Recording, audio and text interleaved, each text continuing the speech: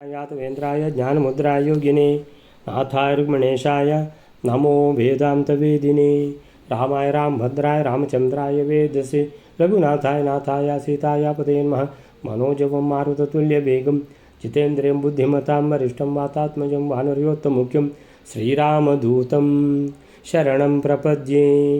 ॐ नारायणं नमस्कृत्य नरं चैव नरोत्तमं देवीं सरस्वतीं व्यासं ततो जयमुदीरयेत्। व्यासाय भवनाशाय श्रीशाय गुणराशि हृद्याय शुद्धविद्याय मध्वाय च नमो नमः। तपस्वाध्याय शुश्रूषा कृष्णपूजारतं मुनिं विश्वेशमिष्टदं वन्दे परिव्राट् चक्रवर्तिनं श्रीगुरुभ्यो नमः। ಹರಿ ಓಂ. ಸೊ ಎಲ್ಲಿವರೆಗಾಗಿದೆ ಅಂತ ಹೇಳಿದರೆ ಎಲ್ಲ ಜರಾಸಂಧನ ಭಯದಿಂದ ಒಳ್ಳೆಯ ಅರಸರೂ ಕೂಡ ಏನು ಮಾಡ್ತಿದ್ರು, ಅವನು ತೊಂದರೆ ಕೊಡೋದು ಬೇಡ ಅಂತೇಳಿಬಿಟ್ಟು ಅವನು ಕೃಷ್ಣನ ವಿರುದ್ಧ ಯುದ್ಧ ಮಾಡುವಾಗ ಇವರನ್ನು ಕರೀತಿದ್ದ.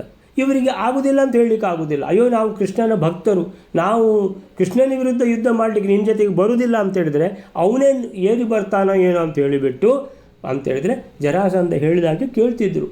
ಈಗ ಯಾವಾಗ ದ್ರುಪದ ರಾಜನನ್ನು ಭೀಮಾರ್ಜುನರು ಸೆರೆ ಹಿಡಿದು ತರುವಲ್ಲಿ ಯಶಸ್ವಿಯಾಗಿದ್ದಾರೆ, ಅತ್ಯಂತ ಪರಾಕ್ರಮಿಗಳು ಇವರು ಅನ್ನುವಂಥದ್ದು ಜಗಜ್ಜಾಹಿರವಾಯಿತು, ಅದರ ಬೆನ್ನಲ್ಲೇ ಕೃಷ್ಣನ ಅನುಗ್ರಹ ಕೂಡ ಇವರ ಮೇಲೆ ಪೂರ್ತಿಯಾಗಿದೆ. ಕೃಷ್ಣನು ಕೃತವರ್ಮನನ್ನು ಕಳಿಸಿ, ರಾಯಭಾರಿಯನ್ನು ಕಳಿಸಿ ಅವರಿಗೆ ಅಭಿನಂದನೆ ಸಲ್ಲಿಸಿದ್ದಾನೆ ಅನ್ನುವಂಥದ್ದು ಎರಡನೇ ಜಗಜ್ಜಾಹಿರವಾಯಿತು.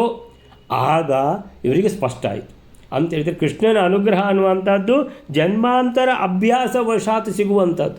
ಸೊ ಅಂಥ ಅನುಗ್ರಹ ಪಾಂಡವರ ತಲೆ ಮೇಲೆ ಇದೆ ಅಂತ ಗೊತ್ತಾದ ಮೇಲೆ, ಪಾಂಡವರು ಅಪ್ರತಿಮ ವೀರರು ಅಂತ ಗೊತ್ತಾದ ಮೇಲೆ, ಇನ್ನು ನಮಗೆ ಅವನು ಯಾರು ಜರಾಸಂಧ, ಅವನಿಗೆ ರುದ್ರದೇವರ ವರ ಇರಲಿ, ಅವನಿಗೆ ಯಾವುದೇ ಇರಲಿ ಅಂತೇಳಿದರೆ ಅದು ಲೆಕ್ಕಕ್ಕಿಲ್ಲ.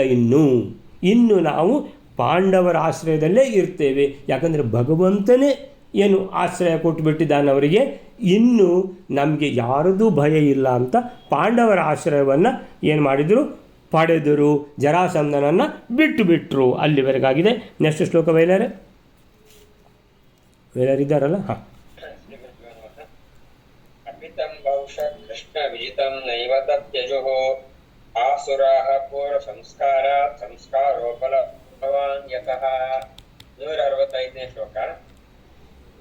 ಯಾವ ಕಾರಣದಿಂದ ಸಂಸ್ಕಾರವು ಬಲಿಷ್ಠವಾದುದೋ ಆದ ಕಾರಣ ಅಸುರರು ಮೊದಲಿನ ಸಂಸ್ಕಾರದಿಂದ ಅನೇಕಾವರ್ತಿ ಶ್ರೀಕೃಷ್ಣನಿಂದ ಪರಾಜಿತನಾದ ಜರಾಸಂಧನನ್ನು ಬಿಡಲೇ ಇಲ್ಲ. ಅಭಿತಂ ಬಹುಶಃ ಕೃಷ್ಣ ವಿಜಿತಂ ನೈವ ತತ್ಯಜುಃ ಆಸುರಾಃ ಪೂರ್ವ ಸಂಸ್ಕಾರಾತ್ ಸಂಸ್ಕಾರೋ ಬಲವಾನ್ ಯತಃ. ಅಪಿತಂ ಬಹುಶಃ ತಂ ಅಂತೇಳಿದರೆ ಜರಾಸಂಧನನ್ನು ಬಹುಶಃ ಅನೇಕ ಸಲ ಕೃಷ್ಣ ವಿಜಿತಂ ಕೃಷ್ಣನಿಂದ ಸೋಲಲ್ಪಟ್ಟಿದ್ದಾನವನು. ಆದರೂ ಕೆಲವರು ಬಿಡಲೇ ಇಲ್ಲ. ನೈವ ತತ್ಯಜುಹು, ತತ್ ತ್ಯಾಗ, ತತ್ ತ್ಯಜುಹು.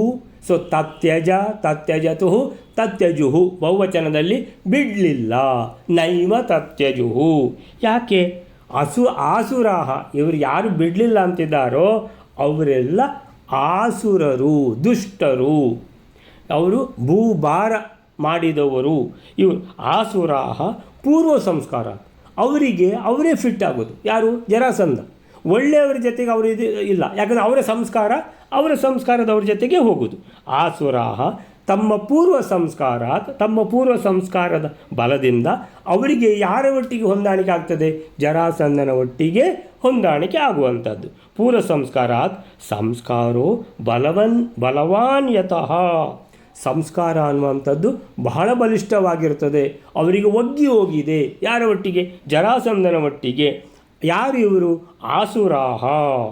ಸೊ ಆಸುರರಿಗೆ ಪೂರ್ವ ಸಂಸ್ಕಾರದ ಆ ಕಾರಣದಿಂದ ಏನಾಗಿದೆ, ಅವರಿಗೆ ಜರಾಸಂಧನ ಒಟ್ಟಿಗೆ ಒಗ್ಗಿ ಹೋಗಿದೆ. ಆ ಜರಾಸಂಧನನ್ನು ಶ್ರೀಕೃಷ್ಣ ಅಷ್ಟು ಸಲ ಸೋಲಿಸಿದ್ದಾನೆ. ಆದರೂ ಅವರು ಜರಾಸಂಧನನ್ನು ಬಿಡುವುದಿಲ್ಲ. ಯಾಕಂದರೆ ಅವರಿಗೆ ಆ ಸಂಸ್ಕಾರದ ಬಲದಿಂದ ಅಂತ ಹೇಳ್ತಾರೆ. ಸೊ ಇದಕ್ಕೆ ಏನು ಹೇಳ್ತಾರೆ? ಅಸುರರು ಮಾತ್ರ ಜರಾಸಂಧ ಅನೇಕ ಸಲ ಶ್ರೀಕೃಷ್ಣನಿಂದ ಪರಾಭವಗೊಂಡಿದ್ದರೂ ಸಹ ತಮ್ಮ ಹಿಂದಿನ ಸಂಸ್ಕಾರದ ಬಲದಿಂದಾಗಿ ಅವನನ್ನು ಬಿಡಲಿಲ್ಲ. ಸಂಸ್ಕಾರ ಸ್ವಭಾವ ತುಂಬ ಬಲಿಷ್ಠವಾದುದಲ್ಲವೇ ಅಂತಾರೆ. ಹೀಗೆ ಜರಾಸಂಧನ ಪಕ್ಷವನ್ನು ತೊರೆದು ಪಾಂಡವ ಪಕ್ಷಕ್ಕೆ ಬಂದವರು ಯಾರೆಲ್ಲ ಅಂತ ಹೇಳಿದರೆ ವಿರಾಟ, ದ್ರುಪದ, ಆಮೇಲೆ ಶಲ್ಯ ಇಂಥ ಸಾತ್ವಿಕ ರಾಜರೇ ಹೊರತು ಸಾಲ್ವ, ಏಕಲವ್ಯ ಇವರೆಲ್ಲ ಅಸುರ ಇದಕ್ಕೆ ಸೇರಿದವರು, ದುಷ್ಟರ ಪಕ್ಷದಲ್ಲಿ ಸೇರಿದವರು ಇವರೆಲ್ಲ ಶ್ರೀಕೃಷ್ಣನ ಹಿರಿಮೆ, ಪಾಂಡವರ ಮಹಿಮೆಗಳು, ಅಥವಾ ಪಾಂಡವರ ಹಿರಿಮೆ, ಶ್ರೀಕೃಷ್ಣನ ಮಹಿಮೆಗಳು, ಶ್ರೀಕೃಷ್ಣನ ಅನುಗ್ರಹದ ಏನು ಅದರ ಸಾಮರ್ಥ್ಯ ಏನು ಎಲ್ಲ ಗೊತ್ತಿಲ್ಲ ಅಂತಿಲ್ಲ, ಗೊತ್ತಿದೆ. ಆದರೂ ಸ್ವಭಾವತಃ ಅವರು ಹರಿದ್ವೇಷಿಗಳು. ಆದ್ದರಿಂದ ಜರಾಸಂಧ ಕೂಡ ಹರಿದ್ವೇಷಿ ಅಲ್ಲ, ಸರಿಯಾಗಿ ಅಂದರೆ ಸಂಸ್ಕಾರ ಸರಿಯಾಗಿದೆ. ಆದ್ದರಿಂದ ಅವರು ಜರಾಸಂಧನ ಪಕ್ಷವನ್ನು ತೊರಿಲಿಕ್ಕೆ ಅವರಿಗೆ ಸಾಧ್ಯವಾಗಲಿಲ್ಲ. ಆ ರೀತಿಯಲ್ಲಿ ಆ ಶ್ಲೋಕ ಮುಗಿತು. ನೆಕ್ಸ್ಟ್ ಶ್ಲೋಕ ಬಯಲಾರೆ. ದೇವಾಹಿ ಕಾರಣಾದನ್ಯಾತ್ ಆಶ್ರಯಂತೋಪಿ ನಾಂತರಂ ಸ್ನೇಹಂ ತ್ಯಜಂತಿ ದೈವೇಶು ತಥಾನ್ಯೇಷ್ವಪಿ ಚ ಸ್ಫುಟಂ. 166ನೇ ಶ್ಲೋಕ. ದೇವತೆಗಳು ಯಾವುದಾದರೊಂದು ಕಾರಣದಿಂದಲೇ ದೈತ್ಯರನ್ನು ಆಶ್ರಯಿಸಿದವರಾದರೂ ದೇವತೆಗಳಲ್ಲಿ ಮಾನಸ ಸ್ನೇಹವನ್ನು ಬಿಡುವುದೇ ಇಲ್ಲ. ಹಾಗೆ ಇತರರಾದ ಅಸುರರಲ್ಲಿ ಸ್ನೇಹವನ್ನು ಸ್ಪಷ್ಟವಾಗಿ ಬಿಡುವುದಿಲ್ಲ. ದೇವಾಹಿ ಕಾರಣಾತ್ ಅನ್ಯಾನ್ ಆಶ್ರಯಂತೋಪಿ ನಾಂತರಂ ಸ್ನೇಹಂ ತ್ಯಜಂತಿ ದೈವೇಶು ತಥಾನ್ಯೇ ಅನ್ಯೇಷ್ವಪಿ ಸ್ಫುಟಂ.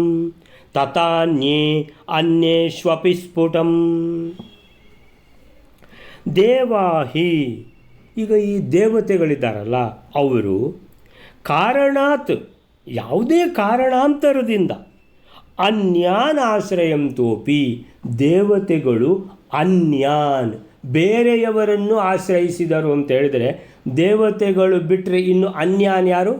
ರಾಕ್ಷಸರು. ಅಂದರೆ ದೇವತೆಗಳು ಯಾವುದೇ ಒಂದು ಕಾರಣ ಇಟ್ಟುಕೊಂಡು, ಅಂದರೆ ಬೇರೆ ದಾರಿ ಇಲ್ಲ ಅಂಥೇಳಿ ಕೆಲವು ಸಲ ರಾಕ್ಷಸರ ಆಶ್ರಯವನ್ನು ಪಡೆದಿರ್ತಾರೆ. ಅನ್ಯಾನ್ ಆಶ್ರಯಂತಹ, ಅನ್ಯಾನ್ ಅಂದರೆ ಬೇರೆಯವರ ಆಶ್ರಯ. ದೇವತೆಗಳಿಗೆ ಬೇರೆಯವರು ಯಾರು ಅಂದರೆ ಅಸುರರು ಅಂತ ಹೇಳಿದರೆ ರಾಕ್ಷಸರು.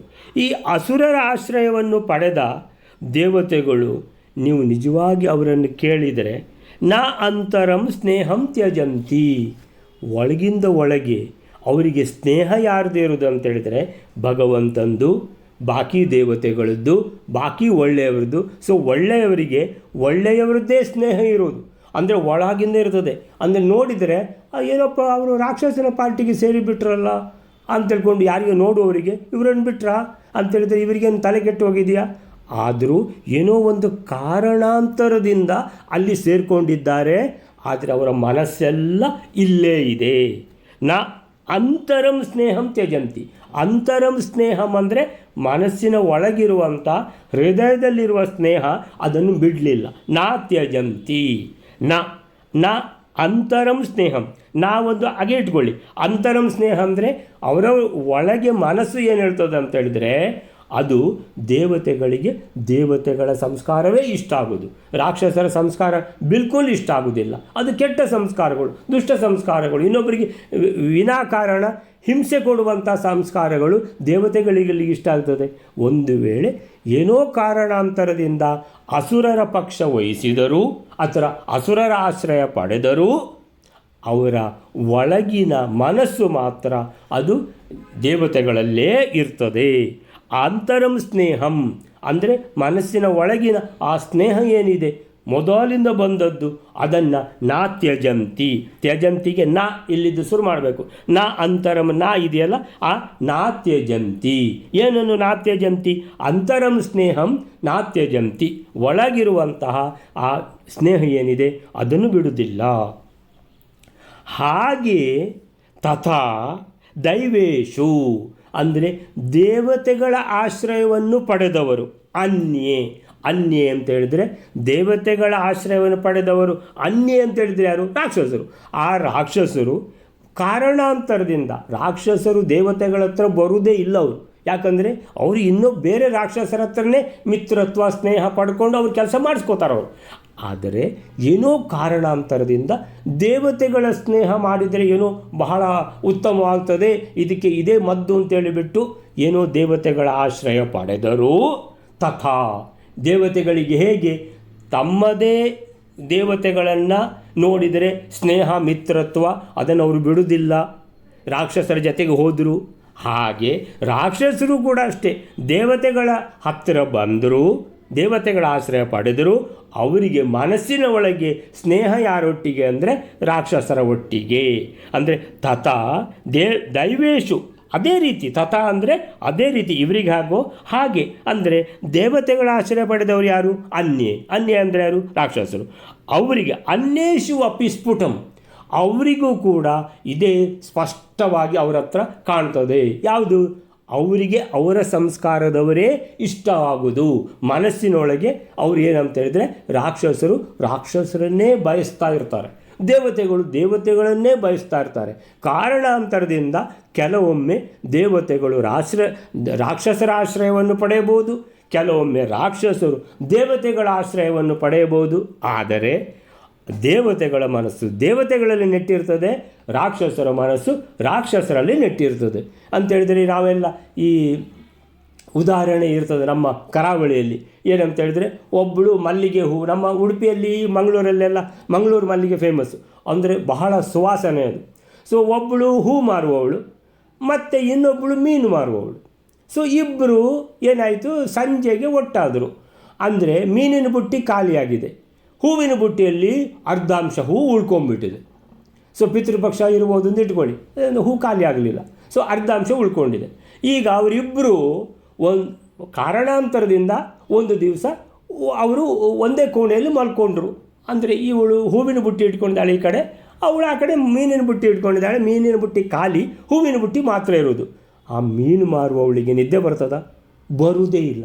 ಯಾಕಂದರೆ ಅವಳಿಗೆ ಮೀನಿನ ವಾಸನೆ ಇದ್ದರೇ ನಿದ್ದೆ ಬರುವುದು, ಹೂವಿನ ವಾಸನೆ ಇದು ಎಂಥ ಸುವಾಸನೆ, ಈ ಪರಿಮಳ ಯಾರಿಗೆ ಬೇಕು, ನಿದ್ದೆನೂ ಬರುವುದಿಲ್ಲ ಅವಳಿಗೆ. ಹಾಗಾದರೆ ಈಗ ಇನ್ನೊಂದು ಸನ್ನಿವೇಶ ನೆನಪು ಮಾಡಿಕೊಳ್ಳಿ. ಆ ದಿವಸ ಹೂ ಪೂರ್ತಿ ಖಾಲಿಯಾಗಿದೆ, ಮೀನಿನ ಬುಟ್ಟಿಯಲ್ಲಿ ಅರ್ಧವಾಸಿ ಮೀನು ಉಳ್ಕೊಂಡ್ಬಿಟ್ಟಿದೆ, ಒಂದೇ ಕೋಣೆಯಲ್ಲಿ ಮಲ್ಕೊಂಡಿದ್ದಾರೆ ಅಂತ ಇಟ್ಕೊಳ್ಳಿ. ಈಗ ಹೂ ಮಾರುವವಳಿಗೆ ನಿದ್ದೆ ಬರ್ತದೋ, ಅವಳ ಪರಿಸ್ಥಿತಿ ಏನಾಗಿರ್ಬೋದು ನೀವೇ ಊಹಿಸಿಕೊಳ್ಳಿ. ಸೊ ಹೀಗೆ ದೇವತೆಗಳು ಮತ್ತು ರಾಕ್ಷಸರು, ದೇವತೆಗಳೇ ಅವರಿಗೆ ಫಿಟ್ ಆಗೋದು, ರಾಕ್ಷಸರಿಗೆ ರಾಕ್ಷಸರೇ ಫಿಟ್ ಆಗೋದು. ಸೊ ರಾಕ್ಷಸರು ಕಾರಣಾಂತರದಿಂದ ದೇವತೆಗಳ ಆಶ್ರಯವನ್ನು ಪಡೆದರೂ ಅವರ ಮನಸ್ಸಿನೊಳಗೆ ಎಲ್ಲ ರಾಕ್ಷಸರನ್ನೇ ಬಯಸ್ತಾ ಇರ್ತಾರೆ ಅನ್ನುವಂಥದ್ದನ್ನು ಇಲ್ಲಿ ಹೇಳ್ತಾ ಇದ್ದಾರೆ ಈ ಶ್ಲೋಕದಲ್ಲಿ. ಅಂತೇಳಿದರೆ ದೇವತೆಗಳು ಕಾರಣಾಂತರದಿಂದ ಇತರರನ್ನು ಅಂದರೆ ರಾಕ್ಷಸರನ್ನು ಅವಲಂಬಿಸಿದರೂ, ಆಶ್ರಯ ಪಡೆದರೂ ದೇವತೆಗಳ ಬಗೆಗಿನ ಅಂತರಂಗದ ಪ್ರೀತಿಯನ್ನು ತೊರೆಯಲಾರರು. ಹಾಗೇನೆ ತಥಾಹಿ ಅಸುರರು ದೇವೇಶು, ಕಾರಣಾಂತರದಿಂದ ದೇವತೆಗಳನ್ನು ಆಶ್ರಯಿಸಿದರೆ ಅವರಿಗೆ ಅಸುರರ ಮೇಲಿನ ಅಂತರಂಗದ ಪ್ರೀತಿ ಅವರು ತ್ಯಜಿಸುವುದಿಲ್ಲ. ಸೊ ಹಾಗೆ ದೇವತೆಗಳು ಅಂತರಂಗದಲ್ಲಿ ಸದಾ ದೇವಭಕ್ತರು, ಅಸುರರು ಅವರ ಅಂತರಂಗದಲ್ಲಿ ಸದಾ ದೇವದ್ವೇಷಿಗಳು, ಭಗವಂತನ ದ್ವೇಷಿಗಳು. ಅವರು ರಾಕ್ಷಸರದ್ದೇ ಆಶ್ರಯ ಅವರಿಗೆ ಬೇಕಾಗಿರೋದು. ಸೊ ಹಾಗೆ ಈ ದೇವತೆಗಳನ್ನೇ ಪ್ರೀತಿಸೋದು ಅಂತೇಳಿದರೆ ಅವರು ರಾಕ್ಷಸರನ್ನು ದ್ವೇಷ ಮಾಡ್ತಾರೆ. ಯಾರು ಭಗವಂತನ ದ್ವೇಷಿಗಳಿದ್ದಾರೋ ಅವರನ್ನು ದೇವತೆಗಳು ಎಂದೂ ಒಪ್ಪುವುದಿಲ್ಲ. ಸೊ ಹಾಗೆ ದೇವಭಕ್ತರು ಹೇಗೆ, ದೈತ್ಯ ಭಕ್ತರು ಹೇಗೆ ಅನ್ನುವಂಥದ್ದನ್ನು ಇಲ್ಲಿ ಹೇಳ್ತಾ ಇದ್ದಾರೆ. ಸೊ ಆ ನಂತರ ಯಾವುದು ಅಂದರೆ, ಈಗ ಕಾರಣಾಂತರದಿಂದ ಆ ಪಕ್ಷಕ್ಕೆ ಹೋಗಿದ್ದಾರೆ ಅಂತ ಹೇಳಿದರೆ ಆ ಕಾರಣ ಮುಗಿಯುತ್ತಲೇ ವಾಪಸ್ ಬಂದುಬಿಡ್ತಾರೆ ಅಂತ ಅದರ ಅರ್ಥ. ಯಾವುದೋ ಒಂದು ಕಾರಣಕ್ಕೆ ಬೇರೆ ದಾರಿ ಇಲ್ಲದೆ ಏನು ಮಾಡಿದ್ದಾರೆ, ಅವರ ಪಕ್ಷ ವಹಿಸಿದ್ದಾರೆ. ಯಾವಾಗ ಆ ಕಾರಣ ಮುಗೀತದೋ ಮತ್ತೆ ಅವರು ಇರುವುದಿಲ್ಲ, ಕಾಯ್ತಾ ಇರ್ತಾರೆ. ಅಯ್ಯಪ್ಪ ಯಾರಿಗೆ ಬೇಕ್ರಿ ಇದು ವಾಸನೆ, ಯಾವಾಗ ಇದು ಮುಗೀತದೆ ಅಂತ ಕಾಯ್ತಾ ಇರ್ತಾರೆ. ಒಂದು ಸಲ ಬೆಳಗಾದರೆ ಸಾಕು ಓಡ್ತೇವೆ ಇಲ್ಲಿಂದ ಅಂತ ಓಡ್ತಾರೆ. ಸೊ ಆ ರೀತಿಯಲ್ಲಿ ಆ ಶ್ಲೋಕ ಮುಗೀತು. ನೆಕ್ಸ್ಟ್ ಶ್ಲೋಕ ಬಯಲಾರೆ. ಧೃತರಾಷ್ಟ್ರೋ ಬಲಂ ಜ್ಞಾತ್ವಾ ಬಹುಶೋ ಭೀಮಪಾರ್ಥಯೋಃ ದೇವತ್ವಾಚ ಸ್ವಭಾವೇನ ಜ್ಯೇಷ್ಠತ್ವಾಧರ್ಮಜಸ್ಯ ಚ ಸುಪ್ರೀತ ಏವ ತಂ ಚಕ್ರೆ ಯೌವರಾಜ್ಯಾಭಿಷೇಕಿಣಂ. 167ನೇ ಶ್ಲೋಕ. ಧೃತರಾಷ್ಟ್ರನು ಅನೇಕಾವರ್ತಿ ಭೀಮ ಅರ್ಜುನರ ಬಲವನ್ನು ತಿಳಿದು ಸ್ವಾಭಾವಿಕವಾಗಿ ದೇವತ್ವವಿದ್ದ ಪ್ರಯುಕ್ತವು, ಧರ್ಮರಾಜನಿಗೆ ಜ್ಯೇಷ್ಠತ್ವವಿದ್ದ ಪ್ರಯುಕ್ತವು ಚೆನ್ನಾಗಿ ಪ್ರೀತನಾಗಿಯೇ ಆ ಧರ್ಮರಾಜನನ್ನು ಯೌವರಾಜ್ಯದಲ್ಲಿ ಪಟ್ಟಾಭಿಷೇಕವುಳ್ಳವನನ್ನಾಗಿ ಮಾಡುತ್ತಾನೆ. ಧೃತರಾಷ್ಟ್ರೋ ಬಲಂ ಜ್ಞಾತ್ವಾ ಬಹುಶೋ ಭೀಮಪಾರ್ಥಯೋಃ ದೈವತ್ವಾಚ್ಚ ಸ್ವಭಾವೇನ ಜ್ಯೇಷ್ಠತ್ವಾತ್ ಧರ್ಮಜಸ್ಯ ಚ ಸುಪ್ರೀತ ಏವ ತಂ ಚಕ್ರೆ ಯೌವರಾಜ್ಯಾಭಿಷೇಕಿಣಂ. ಈಗ ಒಳ್ಳೆಯವರು, ಆಮೇಲೆ ಅಸುರರು, ದೇವತೆಗಳು ಎಲ್ಲ ಹೇಳಿ ಆಯಿತು. ಈಗ ಯಾರು ಒಳ್ಳೆಯವರು ಅಂತೇಳಿದರೆ ಶಲ್ಯ, ಅವನು ಜರಾಸಂಧನೊಟ್ಟಿಗೆ ಹೋಗ್ತಿದ್ದ. ಆಮೇಲಿಂದ ದೃಪದ ಜರಾಸಂಧನೊಟ್ಟಿಗೆ ಹೋಗ್ತಿದ್ದ. ವಿರಾಟ್ ರಾಜ ಜರಾಸಂಧನೊಟ್ಟಿಗೆ ಹೋಗ್ತಿದ್ದ ಅಂತೇಳಿದ್ರೆ ಒಂದು ಕಾರಣ. ಏನು ಕಾರಣ? ಅವ ಇಲ್ಲದೆ ಬಿಡುವುದಿಲ್ಲ, ಇವ್ರ ಮೇಲೆ ಯುದ್ಧ ಮಾಡಿಬಿಡ್ತಾನೆ, ಇವರನ್ನೇ ಸೋಲಿಸಿಬಿಡ್ತಾನೆ, ಸೊ ಇವರನ್ನೇ ಕೊಂದಾಕಿಬಿಡ್ತಾನೆ. ಈ ಭಯದಿಂದ ಏನು ಮಾಡಿದರು, ಸರಿಯಪ್ಪ ಈ ದುಷ್ಟ ನಮ್ಮ ದೂರವರ್ಜಿ ಆಯಿತು ಅಂತ ಹೇಳಿದ್ರೆ, ಆ ದುಷ್ಟ ಅವನು ಹೇಳಿದಾಗೆ ಕೇಳಲಿಲ್ಲ ಅಂತೇಳಿದ್ರೆ ನಮಗೆ ಇರಲಿಕ್ಕೆ ಬಿಡೋದಿಲ್ಲ ಅಂತ ಅವನ ಪಕ್ಷದಲ್ಲಿದ್ದರು. ಈಗ ಆ ಕಾರಣ, ಅವನು ಮಹಾಬಲಿಷ್ಠ ಅನ್ನುವಂಥ ಕಾರಣ ಮುಗೀತು. ಯಾಕಂತೇಳಿದ್ರೆ ಅವನಿಗಿಂತಲೂ ಬಲಿಷ್ಠರು ಭೀಮಾರ್ಜುನರು. ಅವರಿಗೆ ಭಗವಂತ ಕೃಷ್ಣನದ್ದೇ ಅಭಯಹಸ್ತ ಇದೆ ಅಂತ ಗೊತ್ತಾದ ಕೂಡಲೇ, ಹಾಗಾದರೆ ಇನ್ನು ನಮಗೆ ಜರಾಸಂಧ ಬೇಡ. ಯಾಕಂದರೆ ನಾವು ಯಾವ ಕಾರಣದಿಂದ ಅವನ ಪಕ್ಷ ವಹಿಸಿದ್ದೇವೋ ನಾವು ಅದು ನಮಗೆ ಆ ಕಾರಣ ಮುಗೀತು. ನಮ್ಮ ಹೃದಯ ಏನು ಹೇಳ್ತಿತ್ತು, ಅಯ್ಯೋ ನಾವು ಭಗವಂತನ ಭಕ್ತರು, ನಾವು ದ್ವೇಷಿಗಳಲ್ಲ, ನಾವು ಕೃಷ್ಣನ ವಿರುದ್ಧ ಯಾಕೆ ಯುದ್ಧ ಮಾಡಬೇಕಂತ ಹೇಳ್ತಾ ಇತ್ತು. ಕಾರಣ ಮುಗಿಯುತ್ತಲೇ ನಾವೀಗ ಪಾಂಡವರ ಪಕ್ಷದಲ್ಲಿ ಅಂತ. ಸೊ ಧೃತರಾಷ್ಟ್ರೋ ಬಲಂ ಜಾತ್ವ. ಇನ್ನೀಗ ಧೃತರಾಷ್ಟ್ರನ ಕಥೆಗೆ ಬಂದರು. ಧೃತರಾಷ್ಟ್ರ ಈಗ ಭೀಮಾರ್ಜುನರು ಮಹಾಬಲಿಷ್ಠರು, ಕೃಷ್ಣನ ಅಭಯ ಹಸ್ತ ಅವರ ಮೇಲಿದೆ ಅಂತ ಪಾಂಡವರ ಬಗ್ಗೆ ಹೇಳಿದ್ದಾರೆ. ಈಗ ಕೌರವರು ಪಾಂಡವರನ್ನು ಹೇಗೆ ನೋಡ್ತಾರೆ, ಅವರು ಅಸುರರೋ ಏನು ಸಂಗತಿ ಅಂತ ಕೇಳುವಾಗ, ಧೃತರಾಷ್ಟ್ರ ಅಂದರೆ ಬಲಂ ಜ್ಞಾತ್ವ ಯಾರ್ದು, ಬಹುಶೋ ಭೀಮಪಾರ್ಥಯೋಹೋ. ಭೀಮಾರ್ಜುನ, ಭೀಮಪಾರ್ಥಯೋಹ ಅಂತೇಳಿದರೆ ಭೀಮಾರ್ಜುನರ ಏನು ಬಲ ಪರಾಕ್ರಮ ಇದನ್ನು ಬಹುಶಃ ಎಲ್ಲರಿಗೂ ಅದು ಪ್ರಸಾರ ಆಗಿದೆ. ಧೃತರಾಷ್ಟ್ರನ ಕಿವಿಗೆ ಬೀಳುವುದಿಲ್ವಾ, ಬಿದ್ದಿದೆ. ಸೊ ಧೃತರಾಷ್ಟ್ರ ಅವರ ಭೀಮಪಾರ್ಥಯೋಹೋ ಬಹುಶಃ ಬಲಂ ಜ್ಞಾತ್ವ ಅಂದರೆ ಮಹಾಬಲಿಷ್ಠರು, ಮಹಾಪರಾಕ್ರಮಿಗಳು ಅಂತ ತಿಳಿದಿದ್ದಾನೆ ಧೃತರಾಷ್ಟ್ರ ಕೂಡ.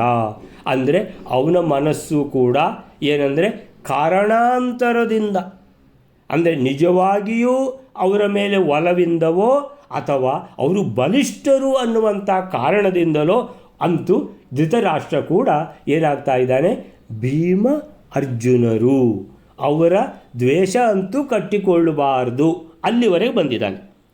ದೈವತ್ವಾಚ ಸ್ವಭಾವೇನ ಜ್ಯೇಷ್ಠತ್ವಾತ್ ಧರ್ಮಜಸ್ಯ ಚ. ಯೋಚನೆ ಮಾಡ್ತಾನೆ, ಧರ್ಮಜ ಯುಧಿಷ್ಠಿರ ಎಲ್ಲರಿಗಿಂತ ದೊಡ್ಡವ ಪಾಂಡವರಲ್ಲಿ, ಅವನಿಗೆ ಯಾರ್ದು ಬಲ ಇದೆ, ಭೀಮಾರ್ಜುನರ ಬಲ ಇದೆ ಅಂತೇಳಿದರೆ ಈ ಧರ್ಮರಾಜನನ್ನು ಏನು ಮಾಡಬೇಕು. ಈ ಧರ್ಮರಾಜ ದೈವತ್ವಾಚ ಸ್ವಭಾವೇನ, ದೈವತ್ವಾತ್ ಅಂತೇಳಿದರೆ ದೇವತಾ ಸ್ವಭಾವದವನು, ಧರ್ಮದಲ್ಲೇ ನಡೆಯುವವನು ಅಂತೇಳಿದರೆ ಇವನು ಹೆಸರೇ ಧರ್ಮಜ. ಧರ್ಮಜ ಅಂದ್ರೇನು, ಯಮಧರ್ಮನ ಮಗ. ಸೊ ಧರ್ಮಜ, ಧರ್ಮರಾಯ ಅಂದರೆ ಧರ್ಮರಾಯ ಅಂದ್ರೇನು, ಧರ್ಮದಲ್ಲೇ ಹೋಗುವವನು. ಹೌದಾ, ಅಯ್ಯೋ ಪೂರ್ತಿ ಧರ್ಮದಲ್ಲೇ ಹೋಗುವವ. ದೈವತ್ವಾಚ ಸ್ವಭಾವೇನ, ಸ್ವಭಾವದಲ್ಲಿ ದೇವತಾ ಸ್ವಭಾವ ಇವಂದು ಅಂತೇಳಿದ್ರೆ ತನಗೆ ತೊಂದರೆ ಕೊಡಲಿಕ್ಕೆ ಬಂದವರಲ್ಲಿಯೂ ಕೂಡ ಏನೋ ಒಳ್ಳೆ ಗುಣ ಇದೆ ಅಂತ ಹುಡುಕುವವನು. ಯಾರು ಧರ್ಮರಾಜ. ಓ ಅಷ್ಟು ಒಳ್ಳೆಯವ. ಆಮೇಲೆ ಬಲಿಷ್ಠರು ಬೇರೆ ತಮ್ಮಂದಿರು, ಸರಿ. ಜ್ಯೇಷ್ಠತ್ವಾತ್ ಮತ್ತು ಎಲ್ಲರಿಗಿಂತ ಹಿರಿಯ, ಅಂದರೆ ದುರ್ಯೋಧನ ಕೂಡ ಧರ್ಮರಾಜನ ನಂತರ ಹುಟ್ಟಿದವ ಅಂತೇಳಿದರೆ ಈಗ ವಯಸ್ಸಿನಲ್ಲಿಯೂ ಕೂಡ ಎಲ್ಲರಿಗಿಂತ ದೊಡ್ಡವ ಯಾರು ಅಂದರೆ ಧರ್ಮರಾಜ. ಸರಿ ಅಂತೇಳಿದರೆ ರಾಜ ಯಾರು? ಧೃತರಾಷ್ಟ್ರ. ಸೊ ಅಂದರೆ ಧೃತರಾಷ್ಟ್ರ ಎಲ್ಲರಿಗಿಂತ ದೊಡ್ಡವ. ಅವರು ಪಾಂಡುರಾಜ, ವಿದುರ ಅವರ ಎಲ್ಲರಿಗಿಂತ ಧೃತರಾಷ್ಟ್ರ ದೊಡ್ಡವ. ಸೊ ಧೃತರಾಷ್ಟ್ರ ದೊಡ್ಡವ, ಅವನಿಗೆ ರಾಜ್ಯ ಸಿಕ್ಕಿದೆ ಅಂತೇಳಿದರೆ ಅವನ ಮಗನಿಗೆ ರಾಜ್ಯ ಸಿಗಬೇಕು ಅನ್ನುವಂಥದ್ದು ಒಂದು. ಎರಡನೇದು, ಈಗ ಇವರೆಲ್ಲ ಮಕ್ಕಳನ್ನು ಒಂದು ಗ್ರೂಪ್ ಮಾಡಿದರೆ ಆ ಮಕ್ಕಳ ಗ್ರೂಪಿನಲ್ಲಿ ದೊಡ್ಡವನು ಯಾರು ಅಂದರೆ ಯುಧಿಷ್ಠಿರ, ಧರ್ಮರಾಜ. ಸೊ ಧರ್ಮರಾಜ ವಯಸ್ಸಿನಲ್ಲಿಯೂ ದೊಡ್ಡವ. ಜ್ಯೇಷ್ಠತ್ವಾದ ಅಂದ್ರೇನು? ಜ್ಯೇಷ್ಠ ಅಂತೇಳಿದರೆ ಹಿರಿಯ ಅಂತ. ಸೊ ಹಿರಿಯ ಯಾರು? ಧರ್ಮರಾಜ. ಎರಡನೇದ್ದು ದೈವತ್ವಾಚ ಸ್ವಭಾವ, ದೇವತಾ ಸ್ವಭಾವ. ಓ ಹೌದು. ಮೂರನೇದ್ದು ನೀವು ಅಂಡರ್ಲೈನ್ ಹಾಕಬೇಕು. ಏನದು? ಬಹಳ ಬಲಿಷ್ಠರು. ಯಾರು? ಭೀಮಾರ್ಜುನರು. ನಾವು ಧರ್ಮರಾಜನ ಬಗ್ಗೆ ಅವ್ರು ಪಾಂಡವರು ತಾನೇ. ಸೊ ಧರ್ಮರಾಜನಿಗೆ 2 ಕೈಗಳು, ಒಂದು ಭೀಮ, ಒಂದು ಅರ್ಜುನ. ಓ ಹಾಗೆಯಾ? ಹಾಗಾದರೆ ಅಂತೇಳಿದರೆ ಬಲ ಪರಾಕ್ರಮದಲ್ಲಿಯೂ ಕೂಡ ಅವರೇ ಹಿರಿಯರು, ಅವರ ಹಿರಿಮೆನೇ ಜಾಸ್ತಿ. ಸೊ ಎಷ್ಟೆಲ್ಲ ಕಾರಣ ಯೋಚನೆ ಮಾಡಿದ ಯಾರು? ಧೃತರಾಷ್ಟ್ರ. ಸುಪ್ರೀತ ಏವ ಅಂದರೆ ಯಾವತ್ತಾದರೂ ನಿಮಗೆ ಧರ್ಮರಾಜ ಮನಸ್ಸಿಗೆ ಬೇಸರ ಮಾಡಿದ್ದಾನಂತ ಹೇಳಿದರೆ ಇಲ್ಲವೇ ಇಲ್ಲ. ಅವನ ಮೇಲೆ ಪೂರ್ತಿ ನಮಗೆ ಸುಪ್ರೀತ ಅಂತೇಳಿದರೆ ಬಹಳ ಪ್ರೀತಿ. ಯಾರಿಗೆ? ಧೃತರಾಷ್ಟ್ರನಿಗೆ. ಯಾಕಂತೇಳಿದರೆ ಯಾವತ್ತೂ ಕೂಡ ಆ ಭೀಮನನ್ನು ಮಡುವಿಗೆ ಹಾಕಿದರು, ಅವನಿಗೆ ವಿಷಸರ್ಪದಿಂದ ಕಚ್ಚಿಸಿದರು, ಏನೆಲ್ಲ ಮಾಡಿದರು. ಆದರೂ ಧರ್ಮರಾಜ ಏನು ಧೃತರಾಷ್ಟ್ರನ ಮೇಲೆ ಒಂದು ಚೂರು ಅವನಿಗೆ ಬೇಸರ, ಒಂದು ಚೂರು ಅವನಿಗೆ ದ್ವೇಷ ಇಲ್ಲ ಅಂಥ ಧರ್ಮರಾಜ. ಸೊ ಸುಪ್ರೀತ ಏವ. ಹಾಗಾದ್ದರಿಂದ ಧೃತರಾಷ್ಟ್ರ ಹೇಗೆ ನಿಮಗೆ ಧರ್ಮರಾಜ ಕೇಳಿದರೆ ಅಯ್ಯೋ ಭಾರಿ ಒಳ್ಳೆಯವ, ಒಂದು ದಿವಸ ಒಂದು ಕ್ಷಣ ಕೂಡ ಬೇಸರ ಮಾಡಿದವನಲ್ಲ. ಆದ್ದರಿಂದ ಅವನ ಮೇಲೆ ಬಹಳ ನಾನು ಸಂತೋಷದಿಂದ ಇದ್ದೇನೆ. ಸುಪ್ರೀತ ಏವ. ಹಾಗಾದರೆ ಏನು ಮಾಡೋದು? ಇಲ್ಲ, ಅವನನ್ನು ಯುವರಾಜನನ್ನಾಗಿ ಮಾಡಬೇಕು. ಧೃತರಾಷ್ಟ್ರನಿಗೆ ಆಯಿತು, ಯುವರಾಜನನ್ನಾಗಿ ಮಾಡಲಿಕ್ಕೆ ಧರ್ಮರಾಜನಿಗಿಂತ ಒಳ್ಳೆಯವರು ಯಾರೂ ಇಲ್ಲ. ಯಾಕೆ ಅಂತ ಹೇಳಿದ್ರೆ ಧರ್ಮಾತ್ಮ ಎಲ್ಲರಿಗೂ ಏನು ಒಳ್ಳೆಯದೇ ಯೋಚನೆ ಮಾಡ್ತಾನೆ. ಆಮೇಲಿಂದ ಎಲ್ಲರಿಗಿಂತೂ ಹಿರಿಯ. ಆಮೇಲೆ 2 ಕೈ, ಒಂದು ಭೀಮ, ಇನ್ನೊಂದು ಅರ್ಜುನ, ಮಹಾಪರಾಕ್ರಮಿಗಳು. ಕೃಷ್ಣನ ನೆನಪು ಏನೋ ಬಂದಿರಲಿಲ್ಲ ಇಷ್ಟ ತನಕ ಇವನಿಗೆ. ಸೊ ಈ ರೀತಿ ನೋಡಿಕೊಂಡು ಸುಪ್ರೀತ ಏವ, ಅವನ ಮೇಲೆ ಬಹಳ ಪ್ರೀತಿ. ಅಂದರೆ ದುರ್ಯೋಧನ ಎಷ್ಟೋ ಸಲ ಬೇಜಾರು ಮಾಡಿಬಿಟ್ಟಿರ್ಬೋದು ಸ್ವಂತ ಮಗ, ಆದರೆ ಇವನು ಸ್ವಂತ ಮಗ ಅಲ್ಲದಿದ್ದರೂ ತನಗೆ ಅಷ್ಟು ಗೌರವ ಕೊಡ್ತಾನೆ, ಅಷ್ಟು ಭಕ್ತಿ ಇದೆ.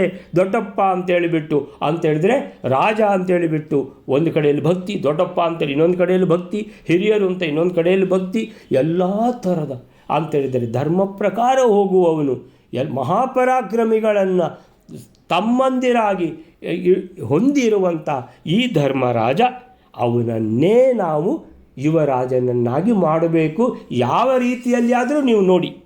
ಸೊ ಸುಪ್ರೀತ ಏವ ತಂ ಚಕ್ರೆ, ಅವನನ್ನು ಮಾಡಿದರು ಯಾರು? ಧೃತರಾಷ್ಟ್ರ. ಯೌವರಾಜ್ಯಾಭಿಷೇಕಿಣಂ. ಯೌವರಾಜ್ಯ ಅಭಿಷೇಕಿಣಂ ಅಂದರೆ ಯುವರಾಜನಾಗಿ ಅಭಿಷೇಕ ಮಾಡಿದರು. ಯಾರಿಗೆ? ಧರ್ಮರಾಜನಿಗೆ. ಸೊ ಧರ್ಮರಾಜನನ್ನು ಯುವರಾಜನನ್ನಾಗಿ ಮಾಡಿದ ಪ್ರಸಂಗ ಏನಂತೇಳಿದರೆ ಹೀಗೆ ಎಲ್ಲ ಕಡೆಯಲ್ಲಿಯೂ ಕೂಡ ಭೀಮಾರ್ಜುನರದ್ದೇ ಮಾತಾಡೋದು. ಏನಂತೇಳಿದರೆ ಮಹಾಶೂರರು, ಮಹಾಪರಾಕ್ರಮಿಗಳು ಅಂತ. ಕೃಷ್ಣನ ಅನುಗ್ರಹ ಅವರ ಮೇಲೆ ಸದಾ ಇದೆ, ಜಗಜ್ಜಾಹಿರವಾಗಿರುವಂಥ ಇಂಥ ಸಂದರ್ಭದಲ್ಲಿ ಧರ್ಮರಾಜನ ಬಗ್ಗೆ ಯೋಚನೆ ಮಾಡ್ತಾನೆ. ಓ ಭೀಮಾರ್ಜುನರಂದರೆ 2 ಕೈಗಳು ಇವನಿಗೆ. ಮಹಾಪರಾಕ್ರಮ, ಪಾಂಡವರದ್ದು ಮಹಾಪರಾಕ್ರಮ ಆಯಿತು. ವಯಸ್ಸಿನಲ್ಲಿಯೂ ಧರ್ಮರಾಜನೇ ದೊಡ್ಡವನು. ಆಮೇಲೆ ಗುಣ ಅಂತ ಹೇಳಿದರೆ ದೈವತಾ ಗುಣ, ಆಮೇಲೆ ಧರ್ಮ ಮಾರ್ಗದಲ್ಲೇ ನಡೆಯುವವನು. ಸೊ ಹೀಗಿರುವಾಗ ಅವನನ್ನೇ ಮಾಡಬೇಕು. ಏನು ಹೇಳ್ತಾರೆ, ಧೃತರಾಷ್ಟ್ರನು ಭೀಮಾರ್ಜುನರ ಬಲವನ್ನು ಬಹುಪ್ರಸಂಗದಲ್ಲಿ ಅರಿಯಿತು. ಇದು ಲೇಟೆಸ್ಟ್ ಅಂತ ಹೇಳಿದ್ರೆ ಇದು ಪ್ರೂವ್ ಮಾಡಿಬಿಡ್ತು. ಯಾರಿಗೆ? ಕೌರವರು ಕರ್ಣನನ್ನು ಕರ್ಕೊಂಡು ಹೋಗಿದ್ದಾರೆ, ಆದರೆ ಪೆಟ್ಟು ತಿಂದು ಬಂದರು. ಆದರೆ ಈ ಭೀಮಾರ್ಜುನರು ದುರ್ಪದನನ್ನು ಸೆರೆ ಹಿಡಿದೇ ತಂದರು ಅನ್ನುವಂಥದ್ದು. ಅಂದರೆ ಬಹಳ ಹಿಂದಿನ ಪ್ರಸಂಗದಲ್ಲಿಯೂ ಕೂಡ ಭೀಮಾರ್ಜುನರ ಬಲ ಪರಾಕ್ರಮವನ್ನು ತಿಳ್ಕೊಂಡಿದ್ದಾನೆ. ಆದರೆ ಈ ಪ್ರಸಂಗ ಅನ್ನುವಂಥದ್ದು ನೂತನ ಪ್ರಸಂಗ. ಇದು ಮರಿಲಿಕ್ಕೆ ಸಾಧ್ಯ ಇಲ್ಲ. ಅಂದರೆ ಖಂಡಿತ ಭೀಮಾರ್ಜುನರು ಮಹಾಪರಾಕ್ರಮಿಗಳು ಅಂತ ಜಗಜ್ಜಾಹೀರಾಗಿಬಿಡ್ತು. ಸೊ ಧೃತರಾಷ್ಟ್ರನು ಭೀಮಾರ್ಜುನರ ಬಲವನ್ನು ಬಹುಪ್ರಸಂಗದಲ್ಲಿ ಅರಿತು ತಾನು ಸ್ವಭಾವತ, ಬಹುಪ್ರಸಂಗದಲ್ಲಿ ಅಂದರೆ ಬಹುಶಃ ಅಂತೇಳಿದರೆ ಬಹಳಷ್ಟು ಪ್ರಸಂಗದಲ್ಲಿ ಅವರ ಪರಾಕ್ರಮವನ್ನು ಅರಿತು ಈಗ ಲೇಟೆಸ್ಟ್ ಇದು ಖಂಡಿತ ಮಹಾಪರಾಕ್ರಮಿಗಳು ಅಂತ ಪೂರ್ತಿ ಗುರುತಿಸಲ್ಪಟ್ಟಿದ್ದಾರವರು. ಸೊ ಹಾಗಿರುವಾಗ ಅದಲ್ಲದೆ ಈ ಧರ್ಮರಾಜ ಸ್ವಭಾವತಃ ದೇವತೆ ಅವ. ಆಮೇಲೆ ಎಲ್ಲ ರಾಜಕುಮಾರರಲ್ಲಿ ಅವನೇ ಹಿರಿಯ. ಹಾಗಿರುವಾಗ ಮತ್ತೆ ಪ್ರೀತಿ ಅಂತೇಳಿದರೆ ಅವನ ಮೇಲೆ ಪ್ರೀತಿ ಅಂತೇಳಿದರೆ ಅದು ಸಹಜವಾಗಿ ಅವನ ಮೇಲೆ ಪ್ರೀತಿ. ಯಾಕಂತೇಳಿದರೆ ಅಷ್ಟೇ ಭಕ್ತಿ ಗೌರವದಿಂದ ಅವನು ನೋಡುವ ಕಾರಣ, ಒಂದು ಸಲವೂ ಬೇಸರನೇ ಮಾಡದ ಕಾರಣ ಅಂತೇಳಿದರೆ ಅವನ ಮೇಲೆ ಪ್ರೀತಿ ಸಹಜವಾಗಿ ಉಕ್ಕಿ ಬರ್ತದೆ. ಆದರೆ ನನ್ನ ಮಗ ಅಲ್ಲ ಅಂತ ಒಂದು ಬೇಜಾರು ಬಿಟ್ಟರೆ ಅತ್ಯಂತ ಪ್ರೀತಿ. ಸೊ ಆ ಎಲ್ಲ ಗಮನದಲ್ಲಿ ಇಟ್ಟುಕೊಂಡು ಏನಂತ ಹೇಳಿದರೆ ಪ್ರೀತಿಯಿಂದಲೇ ಸುಪ್ರೀತ ಏವ, ಯಾರು ಹೇಳಿ ಯಾವ ಒತ್ತಾಯಕ್ಕೆ ಅದೆಲ್ಲ ಕಟ್ಟು ಬಿದ್ದು ಯಾವುದೂ ಅಲ್ಲ. ಅಂದರೆ ಪ್ರೀತಿಯಿಂದಲೇ ಆ ಯುಧಿಷ್ಠಿರನನ್ನು ಯುವರಾಜ್ಯನನ್ನಾಗಿ ಅಭಿಷೇಕ ಮಾಡಿದ. ಯುವರಾಜ ಅಭಿಷೇಕ ಮಾಡಿದ. ಸೊ ಅದಕ್ಕೆ ಏನದು, ಮೂಲತಃ ಧೃತರಾಷ್ಟ್ರ ಒಳ್ಳೆಯವನೇ. ಈ ಧೃತರಾಷ್ಟ್ರ ಅವನು ಗಂಧರ್ವನ ಅವತಾರ ಅವನು. ಸೊ ಆಯ್ತಲ್ಲ, ಅವನು ಆದರೆ ಅವನಿಗೆ ಏನು ಪ್ರಾಬ್ಲಮ್ ಅಂತ ಹೇಳಿದ್ರೆ ದುರ್ಯೋಧನ, ಶಕುನಿ ಇವರೆಲ್ಲ ಬಂದು ಅವನ ತಲೆ ಹಾಳು ಮಾಡಿದಾಗ ಮಾತ್ರ ಆದರೂ ಅವನು ಯೋಚನೆ ಮಾಡ್ತಾನೆ, ಇಲ್ಲ ಇದು ಸರಿ ಇಲ್ಲ ಅಂತ. ಅಂದರೆ ಆದರೂ ಮತ್ತೆ ಕೆಲವೊಮ್ಮೆ ತನ್ನ ಮಗ ಅಂತೇಳಿಬಿಟ್ಟು ಮಗನ ಕಡೆ ವಾಲುದುಂಟು. ಬಹುಶಃ ಈ ಸಲ ದುರ್ಯೋಧನನ ಹತ್ರ ಅವನು ಏನು ಕೇಳಲಿಲ್ಲ, ತಾನೇ ನಿರ್ಧಾರ ಮಾಡಿಬಿಟ್ಟಿದ್ದಾನೆ ಅನ್ನುವಂಥದ್ದೊಂದು ನಾವು ತಿಳ್ಕೊಳ್ಬೋದು. ಸೊ ನೆಕ್ಸ್ಟ್ ಶ್ಲೋಕ ಬೈಲಾರೆ.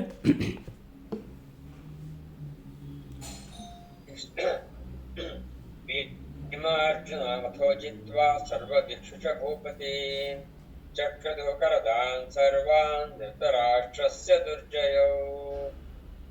168ನೇ ಶ್ಲೋಕ. ಯುಧಿಷ್ಠಿರನಿಗೆ ಪಟ್ಟಾಭಿಷೇಕ ಮಾಡಿದ ಮೇಲೆ ಜಯಿಸಲು ಅಶಕ್ಯರಾದ ಭೀಮಾರ್ಜುನರು ಎಲ್ಲಾ ದಿಕ್ಕುಗಳಲ್ಲಿಯೂ ಎಲ್ಲಾ ರಾಜರನ್ನು ಗೆದ್ದು ಧೃತರಾಷ್ಟ್ರನಿಗೆ ಕಪ್ಪ ಕೊಡುವವರನ್ನಾಗಿ ಮಾಡಿದರು. ಭೀಮಾರ್ಜುನೌ ಅಥೋ ಜಿತ್ವಾ ಸರ್ವದಿಕ್ಷು ಚ ಭೂಪತೀನ್ ಚಕ್ರತು ಕರದಾನ್ ಸರ್ವಾನ್ ಧೃತರಾಷ್ಟ್ರಸ್ಯ ದುರ್ಜಯೌ. ಭೀಮಾರ್ಜುನೌ ದುರ್ಜಯೌ, ಭೀಮಾರ್ಜುನರನ್ನು ಜಯಿಸಲಿಕ್ಕೆ ಸಾಧ್ಯ ಇಲ್ಲ, ದುರ್ಜಯೌ.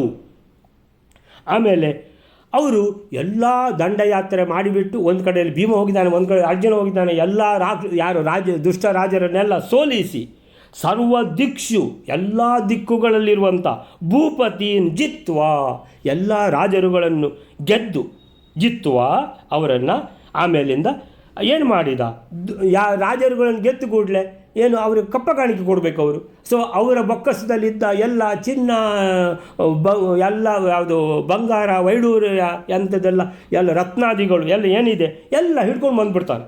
ಸೊ ಚಕ್ರತು ಕರದಾನ್ ಸರ್ವಾನ್ ಧೃತರಾಷ್ಟ್ರಸ್ಯ ಕರದಾನ್ ಸರ್ವಾನ್ ಚಕ್ರತು, ಇವರೆಲ್ಲ ಕರ ಅಂತ ಹೇಳಿದ್ರೆ ಟ್ಯಾಕ್ಸು. ಸೊ ರಾಜರುಗಳನ್ನು ಸೋಲಿಸಿದಾಗ ಅವರು ಕಪ್ಪ ಕಾಣಿಕೆ ಕೊಡಬೇಕಲ್ಲ, ಅದಕ್ಕೆ ಇನ್ನೊಂದು ಕರ ಅಂತ ಆ ಅರ್ಥದಲ್ಲಿಯೂ ಇದೆ. ಸೊ ಅವರೆಲ್ಲ ಕರದಾನ್ ಕಪ್ಪ ಕಾಣಿಕೆ ಕೊಡುವವರನ್ನಾಗಿ ಮಾಡಿದರು. ಅಂದರೆ ಆ ಸರಹದ್ದಿನಲ್ಲಿರುವಂತಹ ಎಲ್ಲ ದುಷ್ಟ ರಾಜರುಗಳನ್ನು ಸೋಲಿಸಿ ಅವರ ಹತ್ರ ಕಪ್ಪ ಕಾಣಿಕೆ ತಗೊಂಡು ಬಂದು ರಾಶಿ ರಾಶಿ ಚಿನ್ನ ರತ್ನಾದಿಗಳನ್ನು ತಂದು ಧೃತರಾಷ್ಟ್ರನ ಬೊಕ್ಕಸವನ್ನು ತುಂಬಿಸಿದರು. ಧೃತರಾಷ್ಟ್ರಸ್ಯ ಕರದಾನ್ ಸರ್ವಾನ್ ಚಕ್ರತು. ಸರ್ವಾನ್ ಅಂದರೆ ಈ ಎಲ್ಲ ರಾಜರುಗಳು, ಕರದಾನ್ ಅಂದರೆ ಕಪ್ಪ ಕಾಣಿಕೆ ಕೊಡುವವರನ್ನಾಗಿ ಚಕ್ರತು ಮಾಡಿದರು. ಅಂದರೆ ಎಲ್ಲರ ಹತ್ರ ಎಲ್ಲ ತಗೊಂಡು ಬಂದು ಧೃತರಾಷ್ಟ್ರನ ಬೊಕ್ಕಸವನ್ನು ತುಂಬಿಸಿದರು. ಅದಕ್ಕೆ ಅವನಿಗೆ ಧನಂಜಯ ಅಂತ ಹೆಸರು. ಯಾರು? ಅರ್ಜುನನಿಗೆ. ಎಲ್ಲರ ರಾಜರುಗಳನ್ನೆಲ್ಲ ಸೋಲಿಸಿ ಏನು ಹಿಡ್ಕೊಂಡು ಬಂದ ಧನವನ್ನು, ಅಪಾರ ಧನ, ಆಮೇಲೆ ಬಂಗಾರ, ಆಮೇಲೆ ರತ್ನಗಳು ಎಲ್ಲ ತಂದು ಈ ಬೊಕ್ಕಸಕ್ಕೆ ಹಾಕಿದ. ಅದಕ್ಕೆ ಧನಂಜಯ ಅಂತ ಭೀಮನಿಗೆ ಹೇಳಬೇಕು, ಆದರೆ ಅರ್ಜುನನಿಗೆ ಹೇಳಿದರು. ಯಾಕಂತ ಹೇಳಿದ್ರೆ ಅವನು ಪ್ರಸಿದ್ಧ ಆಗಿಬಿಟ್ಟಿದ್ದಾನೆ. ಏನಂತ ಹೇಳಿದ್ರೆ ಅವ ಮಹಾಬಿಲ್ಲುಗಾರ ಅಂತ ಹೇಳ್ಕೊಂಡು.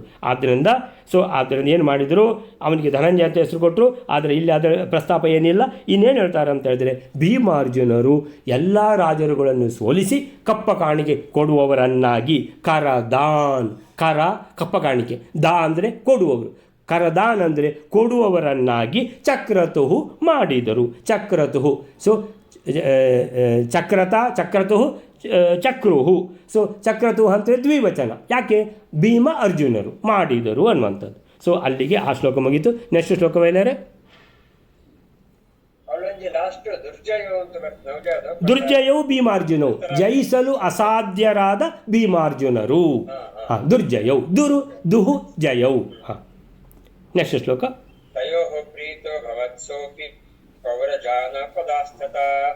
ಭೀಷ್ಮದ್ರೋಣಮುಖಾ ಸರ್ವೇ ಪ್ರತಿಮಾನುಷಕರ್ಮಣ ಇತಿ ಶ್ರೀಮದಾನಂದತೀರ್ಥ ಭಗವತ್ಪಾದಾಚಾರ್ಯ ರಚಿತೆ ಶ್ರೀಮನ್ಮಹಾಭಾರತ ತಾತ್ಪರ್ಯ ನಿರ್ಣಯೇ ಭೀಮಾರ್ಜುನ ದಿಗ್ವಿಜಯೋ ನಾಮ ಅಷ್ಟಾದಶೋಧ್ಯಾಯಃ. ಕೊನೆಯ ಶ್ಲೋಕ 169ನೇ ಶ್ಲೋಕ. ಧೃತರಾಷ್ಟ್ರನು ಪಟ್ಟಣದಲ್ಲಿರತಕ್ಕವರು, ದೇಶದಲ್ಲಿರತಕ್ಕವರು, ಹಾಗೆ ಭೀಷ್ಮಾಚಾರ್ಯರು, ದ್ರೋಣಾಚಾರ್ಯರು ಇವರೆಲ್ಲ ಮೊದಲಾದವರೆಲ್ಲರೂ ಮನುಷ್ಯನಿಂದ ಮಾಡಲು ಅಶಕ್ಯವಾದ ಕರ್ಮದಿಂದ ಆ ಭೀಮಾರ್ಜುನರಿಗೆ ಪ್ರೀತರು ಆದರು. ಹೀಗೆ ಶ್ರೀಮದಾನಂದ ತೀರ್ಥ ಪಾದಾಚಾರ್ಯರಿಂದ ನೇಮಿಸಲ್ಪಟ್ಟ ಮಹಾಭಾರತ ತಾತ್ಪರ್ಯ ನಿರ್ಣಯದಲ್ಲಿ ಭೀಮಾರ್ಜುನರ ದಿಗ್ವಿಜಯ ಎನ್ನುವ 18ನೇ ಅಧ್ಯಾಯವು ಇಲ್ಲಿಗೆ ಸಮಾಪ್ತವಾಗುತ್ತದೆ. 18ನೇ ಅಧ್ಯಾಯದ ಕೊನೆಯ ಶ್ಲೋಕ. ತಯೋಃ ಪ್ರೀತೋ ಅಭವತ್ಸೋಪಿ ಪ್ರೀತಃ ಅಭವತ್ಸೋಪಿ ಪೌರಜಾನಪದಾಸ್ತಥಾ ಭೀಷ್ಮದ್ರೋಣಮುಖಾ ಸರ್ವೇಪಿ ಅತಿಮಾನುಷಕರ್ಮಣ. ತಯೋಹೋ ಅವರಿಬ್ಬರ, ಯಾರು? ಭೀಮಾರ್ಜುನರ. ಪ್ರೀತಃ ಅಭವತ್ ಅಂತೇಳಿದರೆ ಎಲ್ಲ ಬಹಳ ಸಂತೋಷಗೊಂಡರು. ಪ್ರೀತಃ ಅಂದರೆ ಪ್ರಿಯಗೊಂಡರು, ಅಂದರೆ ಪ್ರೀತಿ ಯಾರ ಮೇಲೆ? ಭೀಮಾರ್ಜುನರ ಮೇಲೆ. ಯಾರಿಗೆ? ಸಹ ಅಂದರೆ ಒಂದು ಧೃತರಾಷ್ಟ್ರನಿಗೆ, ಸಹ ಅಪಿ ಧೃತರಾಷ್ಟ್ರನಿಗೂ ಕೂಡ. ಮತ್ತು ಪೌರಜಾನಪದಾಸ್ತಥಾ ಪೌರ ಎಲ್ಲ ಪೌರರು, ಹಸ್ತಿನಾವತಿಯ ಎಲ್ಲ ಪೌರರು, ಪ್ರಜೆಗಳು. ಜಾನಪದ ಹಸ್ತಿನಾವತಿ ಬಿಟ್ಟು ಉಳಿದ ಎಷ್ಟೋ ರಾಜ್ಯಗಳಿವೆ ಈ ದೇಶದಲ್ಲಿ. ಆ ಎಲ್ಲ ರಾಜ್ಯಗಳ ಜನರು, ಜಾನಪದದ ಪೌರರು, ಆಮೇಲೆ ಹಸ್ತಿನಾವತಿಯ ಪೌರರು, ಮತ್ತು ಒಳಗಿಂದ ಭೀಷ್ಮ ದ್ರೋಣ ಮುಖಾಹ ಮೊದಲಾಗಿ ಎಲ್ಲರೂ, ಭೀಷ್ಮಾಚಾರ್ಯ, ದ್ರೋಣಾಚಾರ್ಯ, ಕೃಪಾಚಾರ್ಯರು, ವಿದುರ, ಎಲ್ಲ ಯಾರ ಹೆಸರು ಹೇಳಿ ಅಂದರೆ ನಾವು ದುರ್ಯೋಧನ, ಶಕುನಿ, ಕರ್ಣ ಇವರಲ್ಲಿ ಹೆಸರು ಹೇಳಿಲ್ಲ ಪುಣ್ಯಕ್ಕೆ. ಭೀಷ್ಮ ದ್ರೋಣ ಮುಖ. ಭೀಷ್ಮಾಚಾರ್ಯರು, ದ್ರೋಣಾಚಾರ್ಯರೇ ಮೊದಲಾದ ಎಲ್ಲ ಒಳಗಿನ ಹಿರಿಯರು ಅಂದರೆ ಪ್ರೀತಃ ಅಭವತ್. ತಯೋಹೋ ಅಂದರೆ ಆ ಭೀಮಾರ್ಜುನರಿಂದ ಪ್ರೀತಃ ಅಭವತ್. ಯಾರೆಲ್ಲ? ಒಂದು ಸಹ ಅಂದರೆ ಧೃತರಾಷ್ಟ್ರ, ಇನ್ನು ಹಸ್ತಿನಾವತಿಯ ಪೌರರು, ಇನ್ನು ಉಳಿದ ಎಲ್ಲ ಜಾನಪದದ ಪೌರರು, ಮತ್ತು ಭೀಷ್ಮ ದ್ರೋಣಾಚಾರ್ಯರೇ ಮೊದಲಾದ ಎಲ್ಲ ಹಿರಿಯರು. ಸರ್ವೇ ಅಪಿ ಎಲ್ಲರೂ ಕೂಡ ತಯೋಹೋ ಇಬ್ಬರ ಮೇಲೆ ಪ್ರೀತಃ ಅಭವತ್ ಬಹಳ ಸಂತೋಷಗೊಂಡರು. ಅಥವಾ ತಯೋಹ ಅಂದರೆ ಇಬ್ಬರ ಮೇಲೆ, ಅಥವಾ ನಾವು ಹಿಡ್ಕೊಳ್ಬೋದು ಧರ್ಮರಾಜನ ಮೇಲಂತೂ ಬೇಸರ ಅನ್ನುವಂಥದ್ದು ಯಾರಿಗೂ ಇಲ್ಲ. ನಕುಲ ಸಹದೇವರು ಅವರು ಎಲ್ರಿಗೂ ಸಹಾಯ ಮಾಡುವವರೇ. ಆದ್ದರಿಂದ ಈ ಇಡೀ ಪಾಂಡವರ ಮೇಲೆ ಎಲ್ಲರೂ ಬಹಳ ಸಂತೋಷದಿಂದ ಇದ್ದಾರೆ. ಯಾಕೆ? ಅತಿಮಾನುಷ ಕರ್ಮಣ ಅಂತೇಳಿದರೆ ಇವರ ಹಿರಿಮಗಳು, ಇವರ ಮಹಿಮೆಗಳು, ಇವರು ದಂಡಯಾತ್ರೆಗೆ ಹೋದಾಗ ಅವರು ಗೆದ್ದೇ ಬರುವುದು, ಸೋಲುವುದಂತಲೇ ಇಲ್ಲ. ಎಲ್ಲಿಯೇ ಹೋಗಲಿ ಸೋಲು ಅನ್ನುವಂಥದ್ದು ಅವರ ಡಿಕ್ಷನರಿಯಲ್ಲೇ ಇಲ್ಲ. ಮತ್ತು ಅಧರ್ಮದ ಮಾರ್ಗ ಇಲ್ಲವೇ ಇಲ್ಲ. ಯಾರನ್ನಾದರೂ ಹಿಂಸೆ ಕೊಡೋದು ಇಲ್ಲವೇ ಇಲ್ಲ. ಧರ್ಮ ಮಾರ್ಗ ಯಾವಾಗಲೂ ಅದನ್ನೇ ಮಾಡ್ತಾರೆ, ಯಾವಾಗಲೂ ಭಗವಂತನ ಪ್ರೀತಿಯೇ ಮಾಡ್ತಾರೆ, ಭಕ್ತಿಯೇ ಮಾಡ್ತಾರೆ. ಸೊ ಎಲ್ಲ ರೀತಿಯಲ್ಲಿ ನೋಡಿದರೂ ಇವರದ್ದು ಅತಿಮಾನುಷ ಕರ್ಮಣ, ಸಾಮಾನ್ಯ ಮನುಷ್ಯರಾಗಿ ಇವರು ಇಲ್ಲ. ಅತಿಮಾನುಷ ಅಂತೇಳಿದರೆ ಮನುಷ್ಯರಿಗಿಂತ ತುಂಬ ಶ್ರೇಷ್ಠವಾಗಿ ಇರುವ ಆ ಜೀವನ ಮಾತ್ರ ಅಲ್ಲ, ಅವರ ಕರ್ಮಗಳು ಅಂದರೆ ಎಲ್ಲ ಮಹಿಮೆಗಳ ಥರ ಇದೆ. ಇವರು ದೇವತೆಗಳೇ ಇರಬೇಕು ಅನ್ನುವಂಥದ್ದನ್ನು ಎಲ್ಲರೂ ಯೋಚಿಸುವ ಹಾಗೆ ಅಲ್ಲಿಗೆ ಅಂತೇಳಿದರೆ ಇಷ್ಟೆಲ್ಲ ಹೇಳಿಬಿಟ್ಟು ಅಂತೇಳಿದರೆ ಧರ್ಮರಾಜನನ್ನು ಯುವರಾಜನನ್ನಾಗಿ ಮಾಡಿದ್ದಾರೆ. ಭೀಮಾರ್ಜುನರು ದಂಡಯಾತ್ರೆ ಮಾಡಿಬಿಟ್ಟು ಕಪ್ಪ ಕಾಣಿಕೆಯೆಲ್ಲ ತಂದು ಇವನ ಬೊಕ್ಕಸ ತುಂಬಿಸಿದ್ದಾರೆ. ಎಲ್ಲರೂ ಕೂಡ, ಎಲ್ಲ ಹಿರಿಯರು ಕೂಡ ಈ ಭೀಮಾರ್ಜುನರು ಮತ್ತು ಧರ್ಮರಾಜ ಪಾಂಡವರ ಮೇಲೆ ಬಹಳ ಸಂತೋಷದಿಂದ ಇದ್ದಾರೆ. ಇಷ್ಟು ಹೇಳಿಬಿಟ್ಟು ಶ್ರೀಮದ್ ಆನಂದ ತೀರ್ಥ ಭಗವತ್ಪಾದಾಚಾರ್ಯ ವಿರಚಿತೆ, ಭಗವತ್ಪಾದರು ಮಧ್ವಾಚಾರ್ಯರಿಂದ ವಿರಚಿತವಾಗಿರುವಂತಹ ಈ ಮಹಾಭಾರತ ತಾತ್ಪರ್ಯ ನಿರ್ಣಯದಲ್ಲಿ ಈ ಅಧ್ಯಾಯಕ್ಕೆ ಏನು ಹೆಸರು ಅಂತ ಹೇಳಿದರೆ ಭೀಮಾರ್ಜುನ ದಿಗ್ವಿಜಯ. ಲಾಸ್ಟ್ ಅಲ್ಲಿ ಎಲ್ಲಿಗೆ ನಿಂತಿದೆ?